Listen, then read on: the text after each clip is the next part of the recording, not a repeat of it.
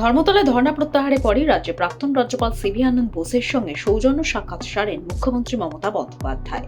আলিপুরের সরকারি অতিথি ভবনে প্রাক্তন রাজ্যপালের সঙ্গে দেখা করেন তিনি। সাক্ষাৎ শেষে বেরিয়ে মমতা জানান, ভোটের আগে প্রাক্তন রাজ্যপাল বোসের সঙ্গে অবিচার হয়েছে।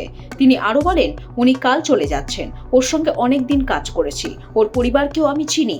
বাংলার শিষ্টাচার হিসেবে আমি তার শুভকামনা করি। ওর প্রতি যা অন্যায় হয়েছে, অবিচার হয়েছে, ভোটের আগে ওকে সরিয়ে দেওয়া হয়েছে, এটা পুরোপুরি রাজনৈতিক উদ্দেশ্য প্রণোদিত। আমার মনের কথা ওকে বলে এসেছি। আমি অনুরোধ করেছি, আপনি বাংলায় এতদিন ছিলেন, বাংলাকে ভালো বোঝেন, আবার বাংলায় আসুন। যেহেতু কালকে চলে যাচ্ছেন, তাই ওনার সাথে অনেকদিন একসাথে কাজ করেছি, ছিল আমি চিনি। তাই বাংলার শিষ্টাচার হিসেবে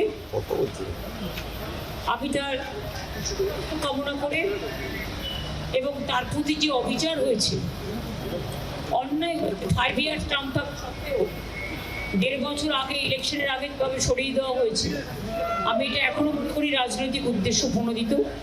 আমার আমি ওনাকে বলে এসেছি এবং আবার অনুরোধ করেছি যে আপনি বাংলায় এতদিন ছিলেন, বাংলাকে ভালো বোঝেন, আপনি বাংলায় আসুন, এইটুকু। পাশাপাশি শুক্রবার থেকে মঙ্গলবার 5 দিন পর ধর্মতলা থেকে ধর্ণা তুলে নিলেন মুখ্যমন্ত্রী।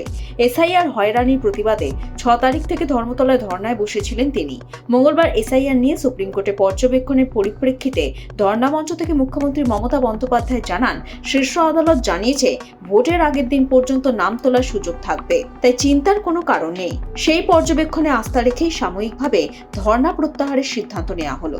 অনুরোধ করব আমি যে আপনি যে দাবি নিয়ে ধর্ণায় বসেছেন, আপনার এই দাবিকে দেশের সর্বোচ্চ আদালত মান্যতা দিয়েছেন। এটাই বাংলার জয়। আমাদের আবেদন থাকবে, নিবেদন থাকবে, আপনি এই কর্মসূচির সমাপ্তি ঘোষণা করুন।